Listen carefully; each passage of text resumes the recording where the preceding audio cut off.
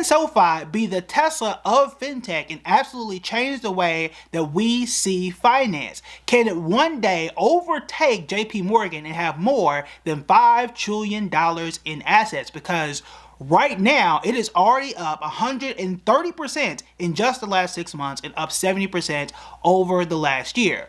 But here is the thing.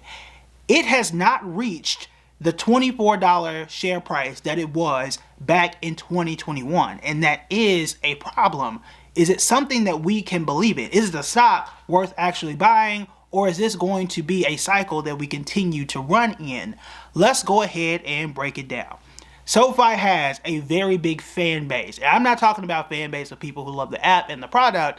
I'm talking about fan base among investors. So what I have done is dug back into the research, because this is not the only time that I have researched SoFi and pulled together an updated list of pros and cons and what we need to know, especially for 2025, to see if it is now worth investing in.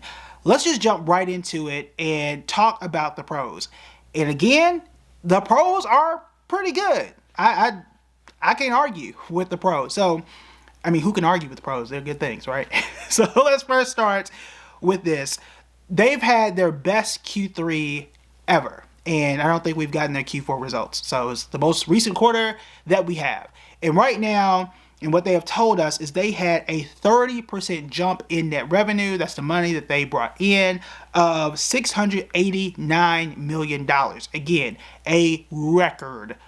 Amazing. Anytime you bringing in record money and it's up 30%, double digits is already good, but up 30%, that is very, very good. We know that any banking institution, financial app and institution, you're primarily making your money off of loans of some sort, student loans, personal loans, so on and so forth. That's where they're getting a ton of their money, and they are raking that in hand over fist for SoFi.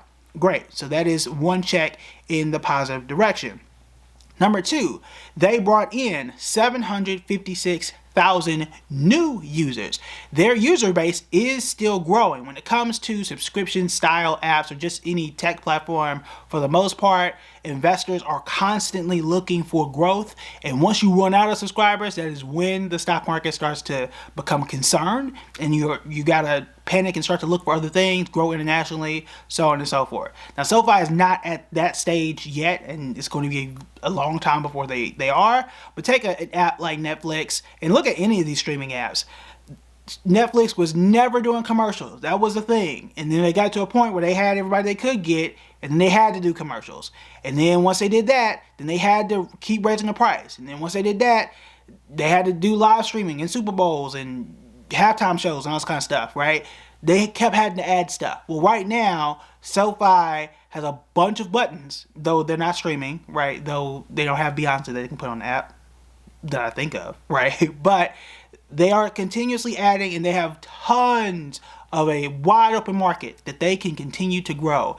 And we love investors. We love growth. So adding more than 750,000 new users is a very, very good thing. They have recorded profits on a quarterly basis. So in Q3, they did record a profit, which is very good. And then if you take a step back, they hit 10 million subscribers. 10 million subscribers, which again, another milestone achievement for them, especially when you consider how old the banking space is. You're carving a new lane, something that's relatively innovative, which is amazing.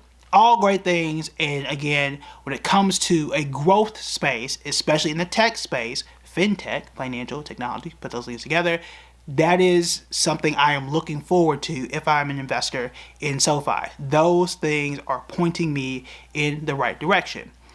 Then we have to look on the other side of the coin, because it ain't always sunny. The cons here. Potential for a not so great economy. Now, this is not, the stock market hasn't been great the first 8 days of the year. Now I say 8 days because today's the 9th, but the stock market is closed. But my feeling, this is not a fact, we would need to go back into the research here, but I feel like the last 3 or 4 years, January's just haven't been great. At least the stock market starts off a little rough. We'll see, right?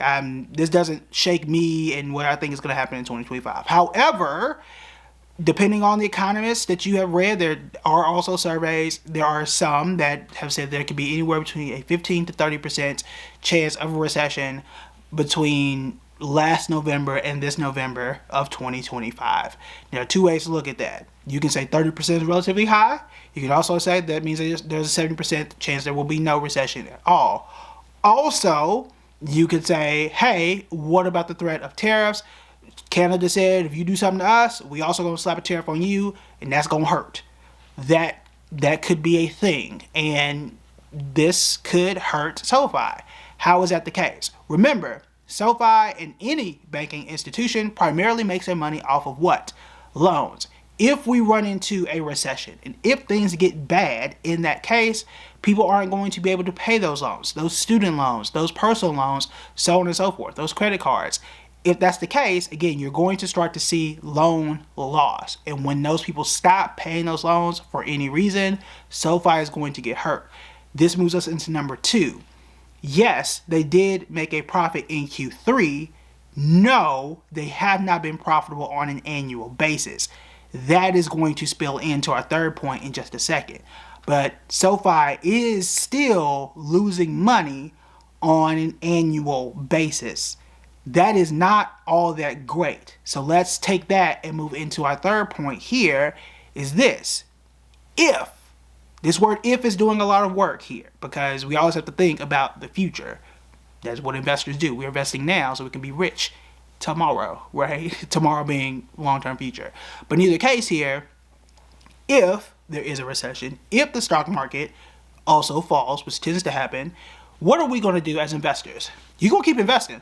That's what we do here. We'll find ways to make money. But, and we talk about this in the 2025 workshop, we have a game plan of what stocks to invest in. And we look at the past to see what is the game plan should the stock market fall and what type of stocks tend to do well when the stock market falls. Let's think about that. They tend to be companies and stocks that fall in the value stock realm. They tend to be companies that are profitable. I'm going to tell you one hint. They don't tend to be companies that lose money every year, SoFi. They don't tend to be companies that are in the tech space, SoFi. So if the stock market doesn't do well this year, and if we run into a recession, SoFi is going to be a company that gets severely battered. I don't see SoFi surviving. That doesn't mean they're going to go bankrupt. I don't see the stock surviving a recession or a bear market this year. How do we know this? Well, no, number one, logic just tells us that. But also, we saw this happen in 2022. Look at a chart of what happened to SoFi. And if you remember, like I do, 2022, the stock market was down double digits. I think, if my memory serves me correctly, we were down almost 20% in 2022. What were the stocks that did well? I'm pretty sure if you were subscribing, and I remember the videos that I did, which I don't remember every single one word for word, but I'm pretty sure we were talking about stocks like Smuckers. We were talking about stocks like Progressive, like boring insurance stocks, Campbell's Chicken Noodle Soup. That's not the name of the stock, but Campbell's. Like we were talking about those very boring, normal stocks that didn't really do anything, but they were profitable. People had to buy them. We're talking about Dollar General when Dollar General was good. It ain't good now, but it was back then. Those were the places people had to shop because the stock market was down. And we were looking for places that like, hey, I have to have it. People, regardless of what's going on, healthcare stocks were doing good because people had to have medication. I don't know if that's not a normal place. SoFi isn't a normal place that people would still go to as investors should that happen in 2025. Well, there's one more if here. What if that's not the case? What if everything's fine, stock market continues to do well? Because there are economists that say, hey, we think that the average return for the stock market when you start to survey all the economists is going to be 19% in 2025. First off, you don't know that, okay? I do not believe any predictions about the stock market or any recessions. Why is that the case? Why do I feel that way? These are the same predictions. Now, we can go back in history and give me a chance based on that. But the reason why that's the case is because these same people were convinced that we were going to have another recession in 2023, and that did not occur, right? So y'all can say what y'all want to say around what you think is going to happen. We're going to let it play out, and then we'll deal with it. We'll have a plan and deal with it whenever it happens. That's why we got the workshop in 2025. Links right here, right?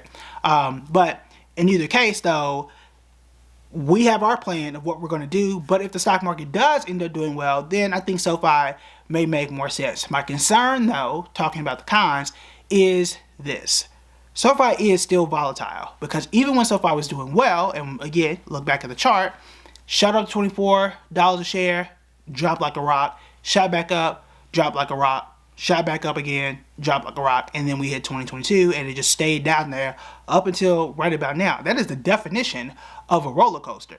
If you feel, there's a word if again, that you want to hold on to it for the next 10 or 15 years and you think it's absolutely going to change the world of banking and be the Tesla of fintech, go ahead.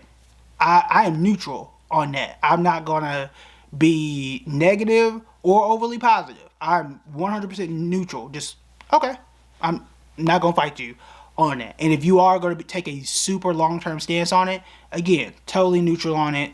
I'm looking at the positives. I think that's fine. I'm looking at the negatives. I'm like, hey, that's logical. Both sides of it. What my concern, though, on that would be this. I don't see a moat, unless I missed it. Let me know in the comments.